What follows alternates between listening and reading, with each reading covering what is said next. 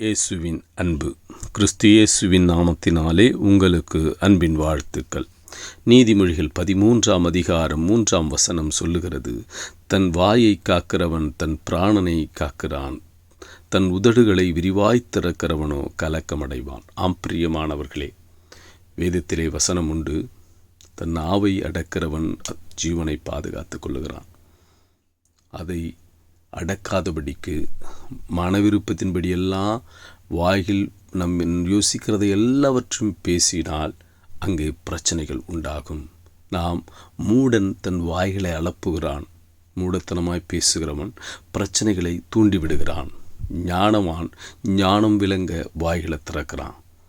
நம் திறக்கிற வாய்கள், நம் பேசுகிற வார்த்தையில் காயங்களை கட்டக்கூடியதாக இருக்க வேண்டும், ஜீவனுக்குள்ளானதாக இருக்க வேண்டும். அநேகர் சமாதானத்துக்குள்ளானதாக இருப்பது நன்று.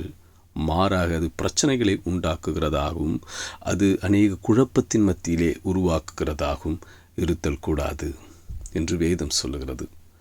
எனவே நாம் ஞானம் விளங்க திறக்க வேண்டும். நம் மனவிருப்பத்தின் படியெல்லாம் நாம் பேசாதபடிக்கு ஞானத்தின்படி, அந்த ஞானத்தின்படி நாம் எப்படி பேசுவது? கர்த்தருக்கு பயப்படுதலே ஞானத்தின் ஆரம்பம். அப்போ கர்த்தருக்கு பயந்து அவர் வழியில் நாம் பேசுவோமே, ஆனால் ஞானம் விளங்க திறக்க முடியும். நாம் பேசுகிற வார்த்தையில் சமாதானம் இருக்கும், ஆசீர்வாதம் இருக்கும். மாறாக அது பிரச்சனைகள் உண்டு பண்ணாது.